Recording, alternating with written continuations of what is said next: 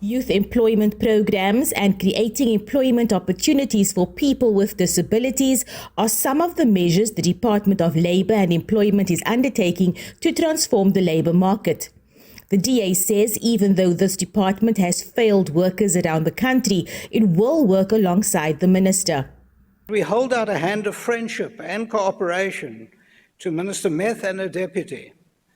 Likewise, we pledge to work very strongly with the Government of National Unity and indeed the trade union movements in order to improve the lives of our workers and specifically to embark on job creation programs in every... The MK Party and EFF doesn't have much faith. How do we actually begin to support a budget that is actually working in terms of implementing the legislations that are there, that are in place? So we actually want to emphasize the point that this legislation needs to be implemented. We still don't know why the name of this department was changed to include employment. Since the name of this department was changed in May 2019, unemployment in South Africa has increased. The FF Plus, Action SA, ACDP and Rise Mzansi also raised a raft of concerns.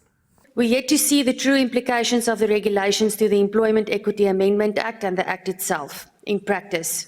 What we will also see is that though it's one of the department's policy mandates to eliminate discrimination in the workplace, you cannot eliminate discrimination by discriminating against people. South Africans do not employ South Africans.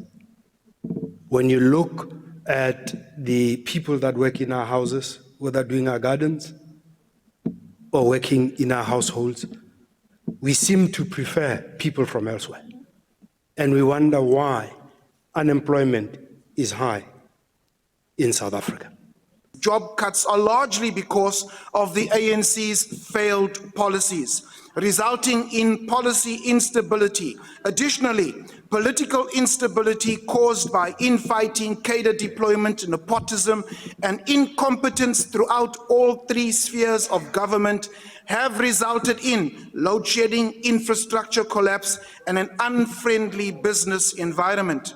South Africans over the age of 35 are people who are generally in the middle of building lives for themselves, who carry the burden of caring for their own children or the children of their relatives and their elderly parents.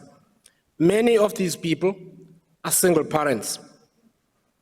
Because of this exclusion, there are 2.9 million people aged between 36 and 44 who are of prime working age and who are unable to access jobs and skills training opportunities. Minister Nomakhosazana Meth has acknowledged the criticism and thanked all parties for their contributions. We'll continue to ensure that implementation is at the core of our teams. And yes, we shall look at the issues that talk to us, making sure that we work together in supporting our laws. And I hope they will join us. Instead of coming here and rejecting of the budget of the same transformation agenda that they say they're supporting, they will come and support the budget. She has agreed that there are many improvements that need to be made. Abra Barbia, SABC News, Parliament.